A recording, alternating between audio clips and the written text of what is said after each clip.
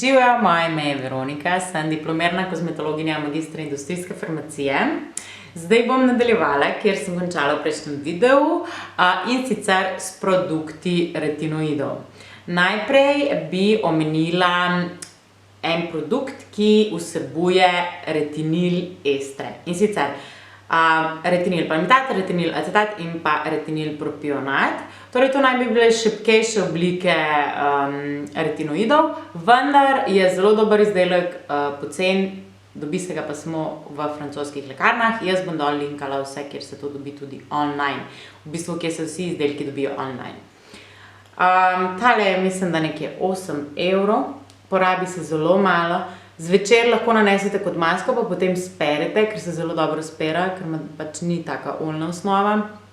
Ampak lahko uporabljate tudi tako, da date gor in pač prespite noč. Zjutraj je koža res ful mehka in to je tista skrivnost francoske lepote. Kao naj bi imela vsaka Francozina v svoji kopalnici.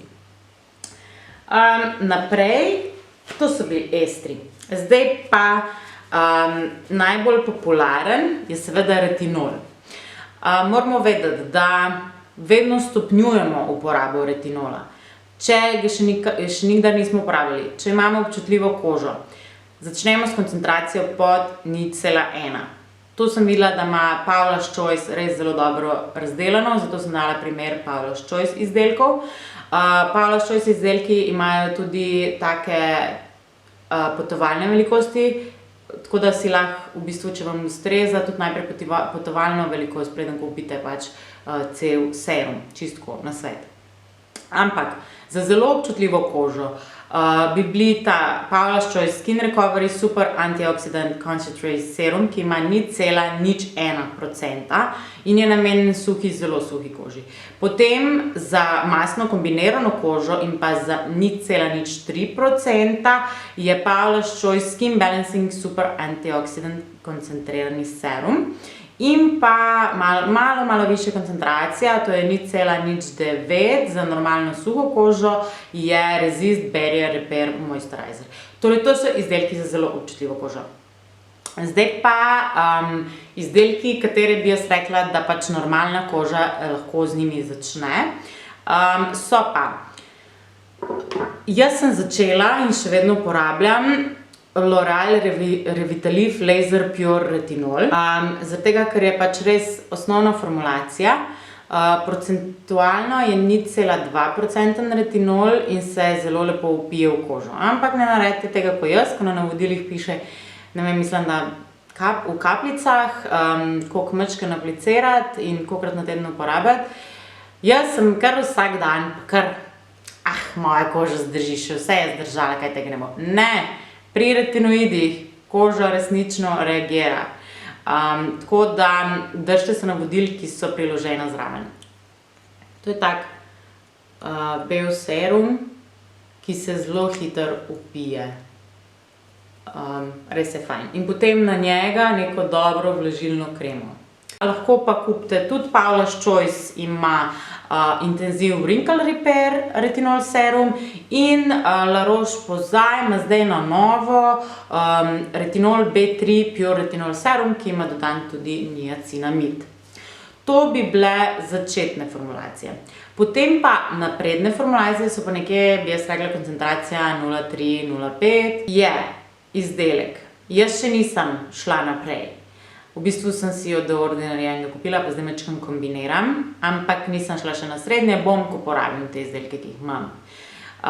Jaz sem zdaj v bistvu v tej fazi, ko lahko vsako noč uporabljam praktično ta retinol, ampak takoj, ko začutim zategovanje, suhost, preneham, naslednjo noč apliciram, ne vem, peptide ali karkoli in uporabljam vlažilno kremo, dokler ne začutim, da je spet koža ok in potem spet retinol. Za napredne, torej srednje, bi jaz rekla, da je tale Paula's Choice Clinical 03, ki ima zraven dodan še bakučiol, ki je v bistvu neka naravna alternativa retinolu, ampak v tem se mora še več raziskav narediti. In pa Redermic retinol od La Roche-Posay. To imajo koncentracijo 0,3%. Potem pa napredna nega, da ne bi slučajno kakšen začetnik šel kupovati tole in takoj nanašati na kožo, je pa Paula's Choice Clinical 1% Retinol Treatment, pač to je 1%.